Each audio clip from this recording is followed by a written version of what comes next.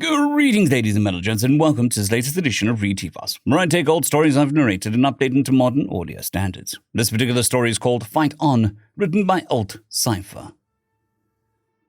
Morgan, are you sure about this plan? Hector said as she pulled the weighted armor around the human.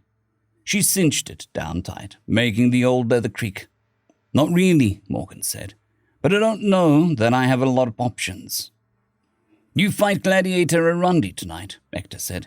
He is one of the most dangerous fighters in the pit. I know, Morgan said. I saw him fight 2 weeks ago. Pulled the head clean off of a Lurlian. And that was after a solid 20 minutes of beating his ass.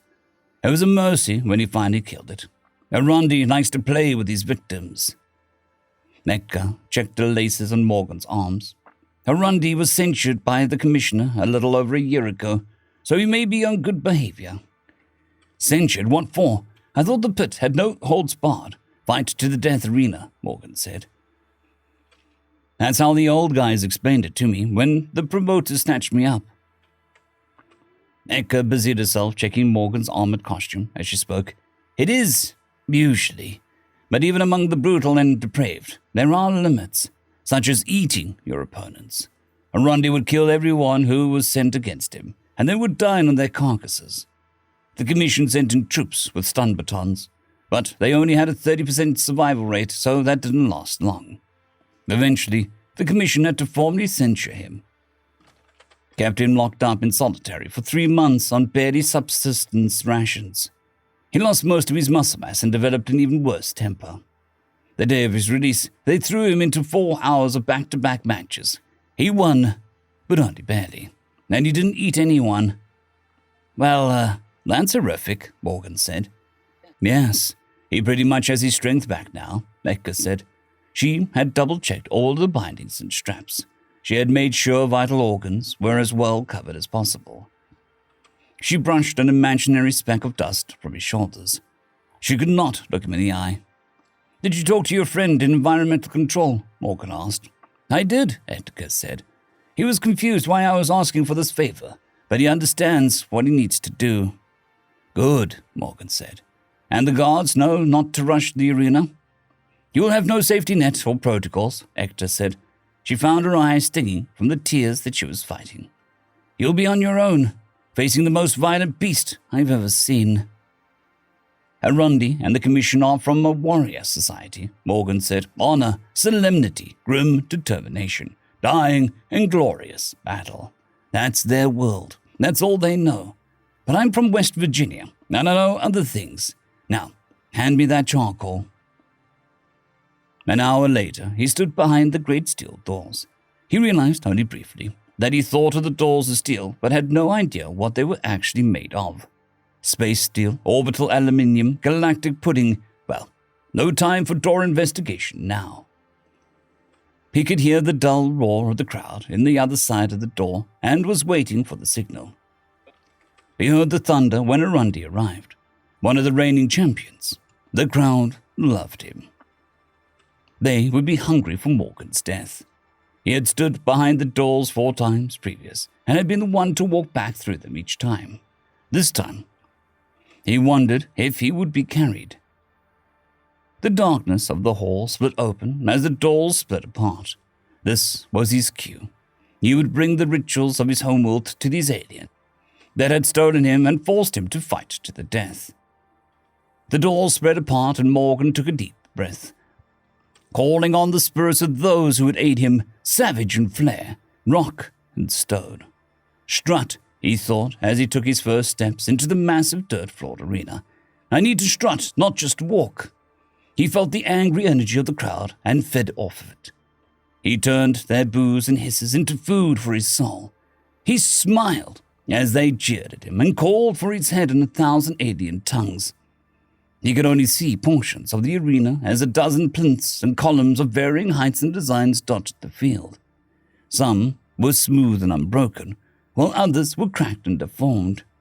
Heights ranged from only a meter or 2 up to several meters.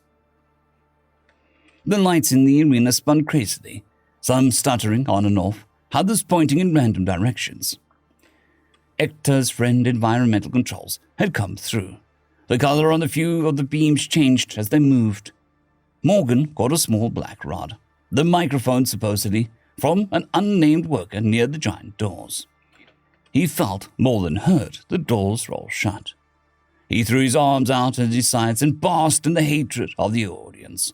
"Who?" Morgan shouted into the microphone, the shrill screech rebounding off the far walls. "I have never seen in a more disgusting group of pig feckers in my life, and that's a damn fact." His costume was a riot of clashing and conflicting colors, an assault on the entire electromagnetic spectrum, and possibly a minor war crime in the more civilized societies. His face had long, jagged lightning bolts drawn in black, reaching from his hairline to his throat, covering the better part of the left-hand side of his face. He marched into the center of the arena, and Rundy stood there, barely contained rage in his eyes, massive muscles, legs, and arms like pistons threatening to break the skin that held them. Morgan wondered if Rundy was even sapient. "This place smells like the ass end of nowhere, and from the looks of you people, that's exactly where you'd feel most at home." Morgan hammed it up. He found this was starting to feel more natural, and that was finding his groove. "But I'd like to ask my esteemed opponent, Randy, just what the hell he thinks he's going to do in here tonight," Morgan asked. He looked to the monster-out opponent, who glared at him with clear and unbridled hatred. Randy said, "I shall, Dev. It doesn't matter what you think," Morgan bellowed into the microphone, his voice making their speakers squeal. "I am the most electrifying gladiator in this arena of all time." Randy began rocking back and forth on the balls of his feet, his claws digging into the soft dirt. Morgan kept an eye on him as he spoke. It wouldn't be long until the beast was loose. They would normally await the commissioner's leave to begin, but Morgan wanted something different. "Holy shit!" Morgan said as he spun to take in the audience at the stands.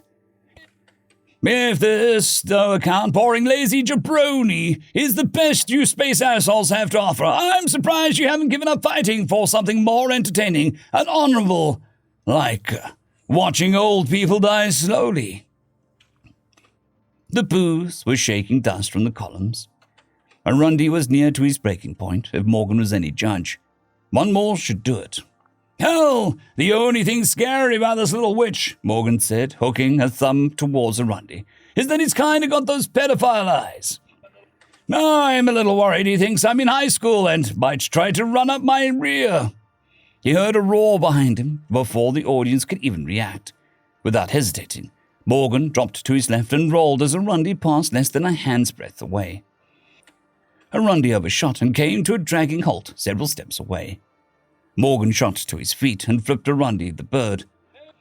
There's no way he knows what this means, Morgan thought, but he should get the general idea. Rundy held and launched himself at Morgan. Damn, he's fast, Morgan thought. He slipped to the side behind a large column, just ahead of being caught by his opponent. Having a split second in which to decide, Morgan grabbed the microphone in his teeth and pulled himself up the column. He felt lucky that he'd picked one that had some kind of handholds.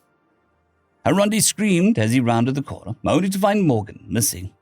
He sat back on his haunches and snarled at his prey as it climbed out of reach. Rundy jumped up and made a swipe at Morgan's trailing foot, catching nothing but air.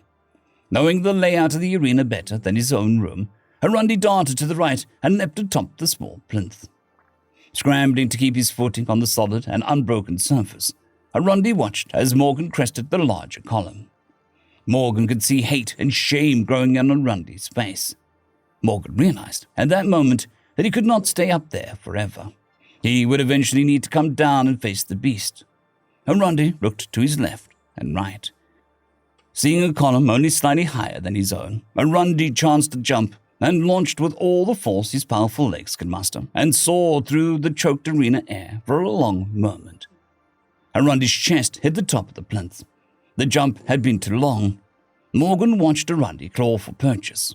He felt hope for a moment that his opponent would fall to the ground below. But his hopes disintegrated as the monster managed to work the bulk of its body over the edge and on top of the column. There was a period of sorting himself out by Arundi once he was safely atop the plinth. Morgan saw at the same time Arundi did. The first jump, the one Arundi had just negotiated, was the hardest. There was a path of no more than 3 more jumps that would bring Arundi to the top of Morgan's column. Morgan thought of climbing down, but then what? On the ground, Arundi was 10 times faster than Morgan would ever be. Morgan would tire first, most likely, and fall to Arundi's claws.